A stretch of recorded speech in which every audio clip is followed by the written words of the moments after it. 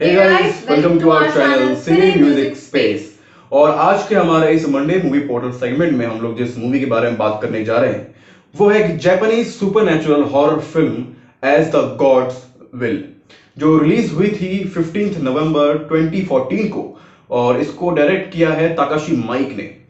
और मैं फिल्म का रिव्यू शुरू करूं, हम लोग फिल्म की जो स्टोरी लाइन है उसके बारे में बात करें उससे पहले मैं आप लोगों को इन्फॉर्म करना चाहूंगा कि ये फिल्म बहुत ज्यादा ब्रूटल है, बहुत ज्यादा डिफरेंट मूवी है, बहुत डिफरेंट कंटेंट है। आई होप कि मैक्सिमम इंडियन लोगों ने शायद इस तरह की फिल्म ना देखी हो, और जिन लोगों को इस तरह की ब्रुटैलिटी में इंटरेस्ट नहीं है वो इस फिल्म से दूर रहें, और बच्चे जो 18 प्लस से जिनकी कम एज है वो लोग भी इस फिल्म से दूर रहें, या फिर जिनको ऐसी मूवीज पसंद नहीं है जिसमें बहुत ज्यादा खून खराबा होता है।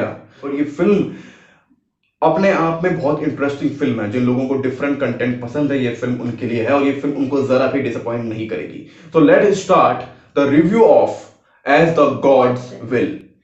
रिव्यू स्टार्ट करने से पहले अगर आपने हमारे चैनल को सब्सक्राइब नहीं किया है तो जल्दी से चैनल को सब्सक्राइब कर दीजिए, बेल बटन को प्रेस कर दीजिए ताकि आगे आने वाली सारी वीडियोस की नोटिफिकेशन आपको मिलते रहे।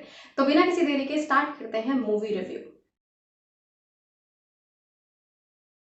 मूवी की कहानी शुरू होती है एक स्कूल से जिसमें तकाहाता सुन और उसके क्लासमेट्स को एक गेम खेलने पर मजबूर किया जाता है, जिसमें उन्हें कुछ बच्चों की गेम्स खेलनी पड़ती हैं, लेकिन इस गेम में दांव पर लगी है उनकी जिंदगियां। इन गेम्स में अगर आपको सरवाइव करना है तो आपको टाइम खत्म होने से पहले पहले गेम को जीतना पड़ेगा, या फिर जो गेम में आपको टास्क दिए गए हैं उसे कंप्लीट करना पड़ेगा, अदरवाइज आप मारे जाएंगे। अब उन सभी के पास गेम खेलने के अलावा कोई भी और चांस नहीं रहता, तो उन्हें मजबूरन ये गेम्स खेलनी पड़ती है। उन सभी बच्चों में एक लड़का है ताकेरू अमाया, जो कि इन सभी किलिंग्स को बहुत ही ज्यादा इंजॉय करता है और इन गेम्स को बहुत ही ज्यादा इंजॉय करता है। तो ये गेम्स कौन खेल रहा है, इन गेम्स में कौन सरवाइव कर पाता है। जैसे जैसे गेम्स आगे बढ़ती हैं वैसे वैसे गेम्स बहुत ही ज़्यादा डेंजरस हो जाती हैं, बहुत ही ज़्यादा मिस्टीरियस हो जाती हैं, और जैसे जैसे गेम आगे बढ़ती है वैसे वैसे लोगों का मरना भी और ज़्यादा होता जाता है। ताकेरू अमाया इन सभी गेम्स के दौरान बहुत सारे लोगों को मार देता है, तो वहीं ताकाहाता सुन के बहुत सारे जानने वाले, बहुत सारे करीबी दोस्त इन गेम्स में मरने लगते हैं। तो इन गेम्स के पीछे आखिर है कौन? क्या ताकाहाता सुन इन गेम्स में सरवाइव कर पाएगा? ये गेम्स क्यों खेली जा रही हैं? अगर आप इन सारे सवालों का जवाब जानना चाहते हैं तो देखिए movie as the gods will.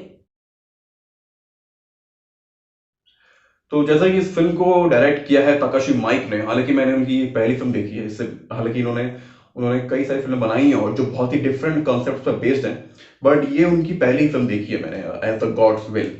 और जब मैं फर्स्ट टाइम देखी थी फिल्म तो मुझे ऐसा लगा था कि गेम के ऊपर बेस्ड है, और बहुत डिफिकल्ट गेम्स होगा, लेकिन गेम्स के अंदर जिस तरह की डेप्थ हो रही थी और जितना क्रिटिकल गेम को बनाया गया था, जितना जीतना मुश्किल दिखाया गया था, आई वॉज लाइक कि गेम को जानबूझ के इस तरह से डिजाइन किया गया है कि कुछ गिने चुने लोग ही उसको सर्वाइव कर सकते हैं। जब मूवी स्टार्ट होती है तो जिस हिसाब से उन्होंने दिखाया है कि कुछ स्कूल स्टूडेंट्स हैं, जैसे कि जो ताकाहाता सुन जो मेन कैरेक्टर है उसके बारे में ऐसा दिखाया गया है कि वो नॉर्मली गेम्स वगैरह खेलने में अच्छा है, he don't like going to school, he don't like a boring life, he don't want a boring life. तो मुझे अच्छा लगता है ये कि डायरेक्टर ने जिस हिसाब से एक कड़ी से दूसरी कड़ी जोड़ी है ना, या फिर जैसे कि जो अमाया का कैरेक्टर है उसको भी स्टार्टिंग में ऐसा दिखा दिया है that he is very brutal, apart from the game in normal life में भी ही इज ब्रूटल, ठीक है। और जिस हिसाब से गेम के एक स्टेप से दूसरे स्टेप पे, तीसरे स्टेप में, चौथे स्टेप में, मतलब जो कॉन्सेप्ट्स दिखाने की कोशिश की है उन्होंने, हर एक गेम में यू विल फाइंड समथिंग, मतलब ऐसे कि कुछ मीनिंगफुल आपको समझ में आएगा at the end. It is not just about the game, it is a bigger concept बहुत बड़ा है। साथ में एक और चीज है कि उस गेम के थ्रू इन लोगों ने जो कैरेक्टर्स रखे हैं उनका जो रियल नेचर है ना वो भी सामने आता है उन गेम्स के थ्रू। जैसे कि ताकेरू अमाया है, वो उसको शुरू में दिखा दिया गया था कि वो ब्रूटल है, तुमने बोला कि he is brutal, but somewhere he is the most honest one also in playing game. हाँ, he is the most honest one, और he is the, I would say, most selfish one, yeah, he is very selfish। उसका ठीक opposite है ताकाहाता शुन, जो game खेलने बहुत अच्छा है लेकिन वो सेल्फिश नहीं है। वो औरों के लिए भी He करता thinks है about और खुद everyone, के लिए भी करता है। ये कितना बड़ा कॉन्ट्रास्ट रखा है उन्होंने कि दो लोग जो सबसे अच्छा गेम खेल सकते हैं उनकी कैरेक्टर्स में ही इतना डिफरेंस है कि वहां देख के लगता है कि यार फिल्म कितनी इंटरेस्टिंग हो गई है। It is not just about daily life or हाँ, हाँ। not just about the movie or games, but उससे बड़ा कॉन्सेप्ट मुझे लगता है जो ह्यूमैनिटी का कॉन्सेप्ट है ना, हाँ, हाँ। ह्यूमैनिटी वाला कि ऐसा नहीं है कि मतलब कि अच्छा इंसान कौन है, या फिर एक अच्छा इंसान या फिर एक आइडल या फिर एक हीरो टाइप वाला इंसान तुम किसको मानोगे। बिकॉज उस मूवी में भी अगर तुम देखो तो डायरेक्टर ने कैरेक्टर्स की अलग अलग दिशाएं दिखाई है, that if someone is very good or very generous, लेकिन at the same time there is something related to that person, या फिर past में या फिर somewhere he has done something wrong, या फिर तुम अगर देखो तो कि everyone has some secret। हर किसी ने लाइफ में कभी ना कभी झूठ बोला है, हर किसी के जीवन में कोई ना कोई सीक्रेट उसने अपने आप रखा है। तो मेरे को लगता है कि बहुत सारी चीजें एक छोटी सी मूवी में दिखाने की कोशिश की है डायरेक्टर ने, और बहुत हद तक का सफल भी हुआ है। मेरे को लगता है कि हर एक सीन में देयर इज समथिंग हिडन। जितनी बार तुम मूवी देखोगे you will get something new. और जिस तरह से गेम्स को डिजाइन किया गया है, मतलब वो बहुत खतरनाक है और बहुत डेंजरस तरीके से, हालांकि बहुत रियलिस्टिक भी है और बहुत रियलिस्टिक गेम है। दूसरा, गेम में सबसे बड़ी कमाल की चीज ये है जो कि आप उस गेम को जीत सकते हो, लेकिन एट द सेम टाइम वो उसे जिस तरीके से आप जीतोगे गेम को, वो इतना मुश्किल कर दिया गया है कि दिखता आसान है वो। चाहे वो पहली गेम है जहाँ पे आपको ना उसका हेड का बटन दबा देना तो वो कुछ रुक जाएगा, लेकिन आपको उस बटन दबाने से पहले वो अपना मुंह घुमा लेता है और आपका सर फट जाता है। और एंड दैट इज वेरी, उस तक पहुंचने का रास्ता और कठिन करने के लिए तुम अगर देखो तो उसमें ब्लड नहीं निकल रहा है। हाँ, ब्लड नहीं निकल रहा है, उसमें वो कंचे टाइप के निकल रहे हैं जो कि पैर स्लिप कर देते हैं और आप आगे बढ़ नहीं सकते। डायरेक्टर ने कोई कॉम्प्रोमाइज नहीं किया किसी के डेथ को दिखाने में। He was like totally open कि मैं इस डेथ को इस तरीके से ही दिखाऊंगा। You can't compromise. उन्होंने ब्रूटैलिटी के साथ कोई कॉम्प्रोमाइज नहीं किया कि प्रायोरिटी कॉन्सेप्ट को, प्रायोरिटी की आपकी प्रायोरिटी क्या है, फिल्म का मेन कॉन्सेप्ट क्या है, फिल्म का मेन बेस क्या है, उसको दिखाने में कोई कॉम्प्रोमाइज नहीं किया। फिल्म का पेस जो है वो बहुत फास्ट है। मुझे ये भी चीज अच्छी लगती है, हाँ, क्योंकि एक गेम खत्म हुई तो उनको भाग के दूसरी गेम, और वो रियल टाइम में जो चल रहा है ना, दैट्स वेरी नाइस। वो बहुत अच्छा कॉन्सेप्ट लगा मुझे कि कहीं पे भी एक तो पेस स्लो नहीं हो रहा, ऊपर से उन्होंने ऐसा भी नहीं कि पेस के चक्कर में उन्होंने कैरेक्टर्स को दिखाना छोड़ दिया है। मुझे लगता है कि ऐसी फिल्म है जिसमें कंटेंट के साथ साथ कैरेक्टर्स को पूरा स्पेस मिला और गेम को पूरा स्पेस मिला है अपने तरीके से खेलने का। और सबसे ज्यादा जो मुझे अच्छा लगा इस फिल्म का वो ये कि जो गेम्स रखे गए हैं और गेम में जो जिस कैरेक्टर के थ्रू वो लोग गेम खेल रहे हैं, एट द सेम टाइम वो डिफरेंट भी है और सेम बहुत सिमिलर भी है जो हम लोगों ने रियल लाइफ में देखा है। क्योंकि जो वो कैट रखे उन लोगों ने, हम सब लोगों ने कैट देखे, हम लोगों ने बड़े बड़े कैट्स के पपेट्स भी देखे हैं, लेकिन वो जिस तरह से वो कैट काम कर रही थी गेम में वो बहुत डिफरेंट था। वो मैं एक्सपेक्ट नहीं कर रहा था कि इतनी ब्रूटल हो जाएगी वो cat. You have heard a story of cat, right? जिसमें बहुत सारे चूहे होते हैं, वो उसके गले में घंटी बांधने की कोशिश करते हैं। हाँ, एग्जैक्टली। आपको सुनाई गई बचपन में, लेकिन उसमें इन लोगों ने इंसानों को रख दिया है, कर दिया है उस कहानी को बहुत ज्यादा। हाँ, और जिस हिसाब से वो कैट इमर्ज होती है ना, मतलब ऐसा नहीं है कि वो जादुई कैट है और एकदम से उसने छड़ी घुमाई और वो आ गई। इट इज वेरी रियलिस्टिक कि वो नीचे से आती है अपने आप और फिर वो जगह बंद होती है। दैट makes me feel कि okay, this is possible, this is possible, ये हो सकता है, ये ह्यूमन मेड है। ऐसा नहीं दिखाया उन्होंने कि कहीं एकदम से कैट इमर्ज हुई और एकदम से कैट गायब हो गई है।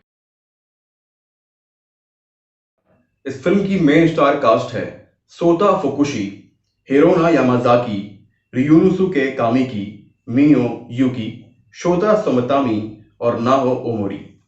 अगर आपको प्रोनाउंसिएशन में कोई भी मिस्टेक दिखती है तो आप प्लीज़ हमें कमेंट बॉक्स में बता सकते हैं। वी आर एक्सट्रीमली सॉरी अगर कोई भी प्रोनाउंसिएशन गलत है, because we found very difficult to pronounce Japanese names. Yeah we are very sorry about that. तो अगर मैं फिल्म की जो कास्ट है उसके बारे में बात करूं तो मुझे लगता है कि सभी लोगों ने बहुत ही अच्छा काम किया इसके अंदर। हाँ, जो मेन लीड कास्ट है, मुझे लगता है कि जो 3-4 लोग मेन लीड में हैं, उन्होंने बहुत अच्छा कैरेक्टर प्ले किया है अपना। जो भी उनके कैरेक्टर्स की जितनी भी डिफरेंसेस दिखाए गए हैं। इनका जो मेन कैरेक्टर है ताकाहाता शुन, मुझे लगता है कि जो वल्नरेबिलिटी उसने शो की है अपने कैरेक्टर में कि वो गेम भी अच्छा खेल लेता है और साथ में और लोगों के लिए भी उतना ही कंसर्न रहता है, उसको एट द सेम टाइम दिखाना उस डेथफुल गेम में वो बहुत अच्छे से किया है उसने। He has played the, मेरे को लगता है, very normal normal teenager I would say, हाँ जो कि कंफ्यूज हैं अपने फ्यूचर के बारे में, हाँ अपनी हाँ चीज़ों के बारे में, हम्म और ही इज़ वेरी कंफ्यूज्ड कि उसे क्या करना चाहिए क्या नहीं करना चाहिए। He is a good guy, hmm but somewhere he is very scared of doing the right thing. But वो ये भी मतलब उनको पता है कि मेरे को गेम जीतनी है, बट उनके दिमाग में ये भी है कि ओके मेरे को अकेले नहीं जीतनी है, you know there are some people जो मेरे दोस्त हैं, उन लोगों को भी मुझे बचाना है। तो उस टाइम पे भी ये सोच पाना, वो दिस इज, हाँ वो उन्होंने बहुत अच्छे से दिखाया है। वो जो हाँ ठीक इसके अपोजिट है ताकेरू अमाई का कैरेक्टर, उसको जो उसने प्ले किया है बड़े कमाल तरीके से प्ले किया, because he was very straight forward, he was totally honest, brutally honest, he was brutally honest, he doesn't care about you, he just care about himself, he smart, he is smart, he is very smart। तो वो जो smartness अपने attitude में लेकर आया ना वो जो लड़का, जिस बॉडी लैंग्वेज जो कैरी किया ना उसने, इट्स लाइक कि वो गेम बहुत बार खेल चुका है वो, that's why he was very pro. तो उसको पता है कि लोग मर रहे हैं, मे बी यू नो हम में से कोई वो मर जाए मे बी, क्योंकि मुझे लगता है बाकियों की तो उनको कोई ऐसे फिक्र थी नहीं, बट उसको पता है कि मे बी मैं मर जाऊं, but he was very calm. बाकी जो सपोर्टिंग कास्ट रही है उन लोगों ने बहुत ही शानदार काम किया, जितना भी उनको काम मिला है उसके अंदर, but yeah they were very nice, all of them were very nice. इस फिल्म की सिनेमाटोग्राफी की है नोबुयासु किता ने। एक तो ना उन्होंने सबसे अच्छा काम ये किया कि अपने फ्रेम्स के थ्रू जो लोगों ने टेंशन पैदा की है ना गेम्स में, जो एक्सप्रेशंस दिखाए हैं उन स्टूडेंट्स के, या जिस तरह से गेम का जो मेन कैरेक्टर उनके संग गेम खेल रहा है, या जो डेथ्स हो रही हैं उसको जो रियलिस्टिक में दिखाया है ना, वो अपने आप में बहुत ही इंटरेस्टिंग हो जाता है। और गेम समझाने, मैं मतलब जैसे कोई भी गेम अगर स्टार्ट हो रही है तो वो मतलब गेम को समझाने के लिए कि कितना एरिया है, कितने लोग हैं, और यू नो जैसे ही गेम खत्म हो रही है तो कितनी डेथ्स हुई हैं, वो उन्होंने बहुत अच्छे से दिखाया। अगर तुम वो क्लासरूम वाला स्टार्टिंग का सीन भी देखो जिसमें वो गेट के बाहर खड़े होते हैं और वो जो हेड होता है वो गेट पे खड़ा होकर उनको बोलता है कि भागो यहाँ से, यू नो यहाँ से जाओ, और ऐसे कुछ बोलता है उनको कि यहाँ से जाने के लिए और अगली गेम शुरू होने वाली है, ऐसा कुछ बताता है उनको। तुम उस सीन में तुम अंदर क्लासरूम में देख सकते हो कि सब डेड बॉडीज पड़ी हैं, सब डेड, और इवन जो गेम खेलते वक्त जिस तरह से हेड फटता है, जब सर फटता है, उसको भी दिखाया है उन्होंने इतने क्रिएटिव तरीके से, या फिर जब रूम से बाहर आता है तो तब भी उसके पैर के साथ वो कुछ ब्लड की बॉल्स टाइप की जो बनी होती हैं वो बाहर आती हैं। ये दिखाता है वो कि कितना अंदर, मतलब कितना सारा अंदर है, कि वो अगर वो पैर का स्टेप बाहर लेके आया इसका मतलब 4-5 उसके पैरों के साथ आएंगे, मतलब यू नो कितने सारे लोग मरे हैं अंदर। डेडलीनेस गेम की जो है, हाँ, कितना डेंजरस है, कितना डेडली है, एब्सोल्युटली उसको बहुत इंटरेस्टिंग वे में दिखाया। तो ओवरऑल मैं यही कहूंगा कि ये बहुत ही ज्यादा डिफरेंट सुपरनैचुरल फिल्म है, जो सुपरनैचुरल भी है पर रियलिस्टिक भी है एट द सेम टाइम, दोनों है। और मैं कहूंगा कि एक मैसेज भी देती है, वो मैसेज क्या है वो आप फिल्म देख के समझेंगे असल में कि मैसेज किस बारे में बात हो रही है। और जिन लोगों को बहुत इंटरेस्ट है डिफरेंट कंटेंट में, ऐसा कंटेंट जो शायद बहुत लोगों ने ना देखा हो, मुझे लगता है उनको ये फिल्म जरूर जरूर देखनी चाहिए। अगर आप अपनी जिंदगी में थोड़ा थ्रिल चाहते हैं तो डू वॉच दिस फिल्म। इस मूवी में मैं बोलूंगी वो जो फाइट, यू नो अच्छे और बुरे की जो फाइट दिखा रखी है, it is very interesting and you are going to love this. So this was the movie review of as the gods will. तो आज के लिए बस इतना ही, हम आपसे मिलते हैं अगली वीडियोस में, तब तक के लिए हमारे बाकी सेगमेंट्स को एंजॉय कीजिए। अगर आपने ये मूवी देखी है तो आपको ये मूवी कैसी लगी, आपको सबसे ज्यादा अच्छी गेम कौन सी लगी, इसमें आप हमें कमेंट सेक्शन में बता सकते हैं। तब तक के लिए bye bye, take care and love yourself.